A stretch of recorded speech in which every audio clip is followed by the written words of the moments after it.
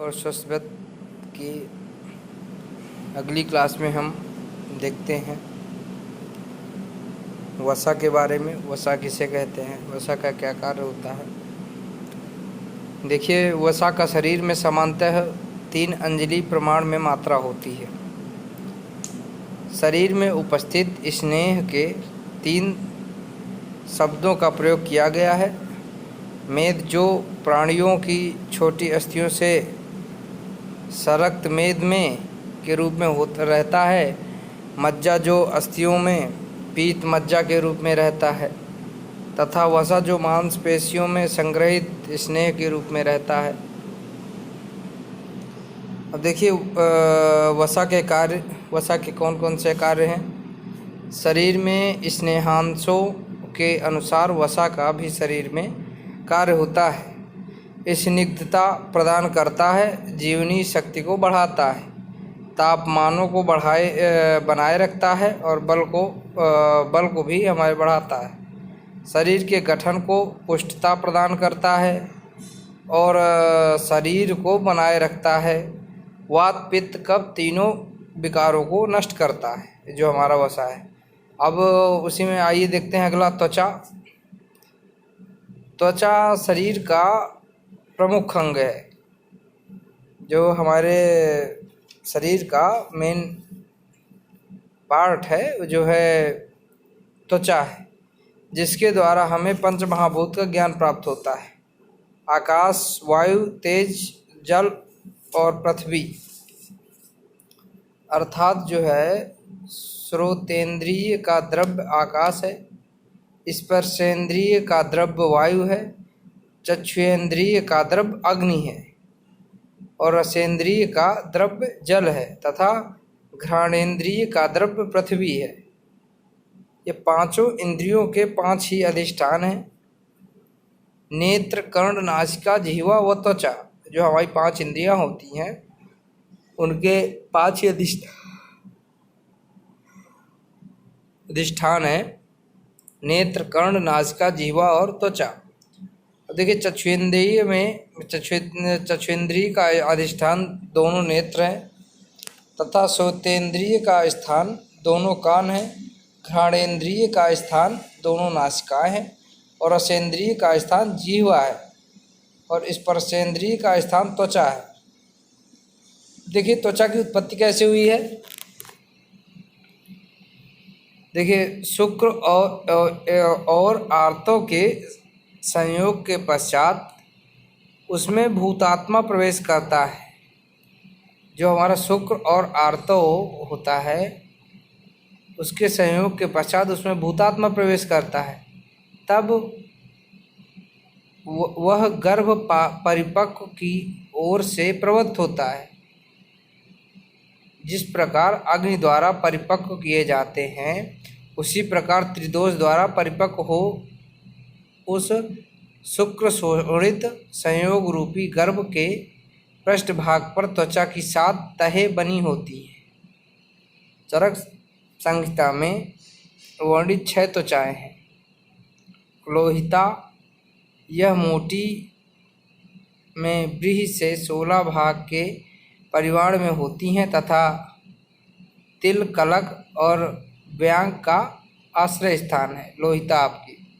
और श्वेत त्वचा, यह तृतीय त्वचा के नाम से जानी जाती है। यह मोटाई में व्रीहि के 12वें भाग में के परिमाण में होती है तथा चर्मदल, अजगल्ली और मशक का आश्रय स्थान है। और तीसरा आपका ताम्रा, यह चतुर्थ त्वचा के नाम से जानी जाती है। यह मोटाई में व्रीहि के 8वें भाग के परिमाण में होती है तथा विभिन्न प्रकार के किलास, वक्र, कुष्ठों का आश्रय स्थान है। अब देखिए, आपका वेदिनी त्वचा, यह 5वीं त्वचा के नाम से भी जानी जाती है। यह मोटाई में व्रीहि के 5वें भाग का परिमाण है तथा कुष्ठ व विशद का आश्रय स्थान है वेदिनी त्वचा आपकी। रोहिणी त्वचा, यह 6वीं त्वचा है। यह मोटाई के व्रीहि के परिमाण में होती है तथा ग्रंथि, अपची, अगुर्द कैंसर, अगुर्द को ही कैंसर बोलते हैं, सल्लीपत, फाइलेरिया तथा गलगंड का आश्रय स्थान है। अब आपका छठवां है मांस धारा त्वचा। यह सातवीं त्वचा है। यह मोटाई में 2 व्रीहि परिमाणों में होती है तथा भगंदर, विद्रधि तथा अर्श्व पथरी का आश्रय स्थान है।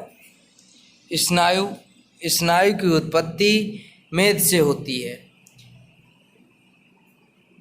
जो आपका स्नायु है इसकी उत्पत्ति मेद से होती है।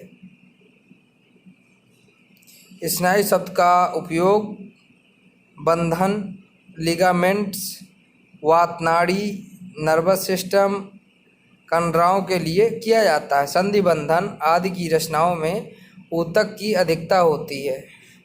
इन तंतुओं में कोशिकाओं में मेद का अंश अधिक होता है। तंत्रिकाओं का आवरण में तथा तंत्रिका की रचनाओं में भी मेद का अंश अधिक होता है। अब देखिए स्नायु की संख्या, शरीर में स्नायु की संख्या 900 होती है। स्नायु के कार्य क्या है?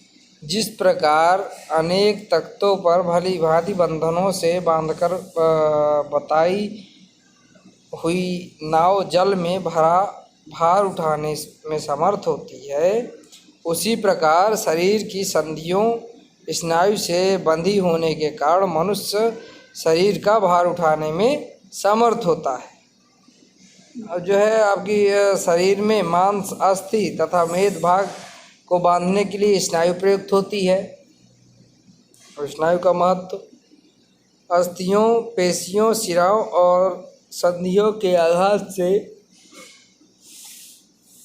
इतनी पीड़ा नहीं होती जितना कि स्नायु के आघात से होती है।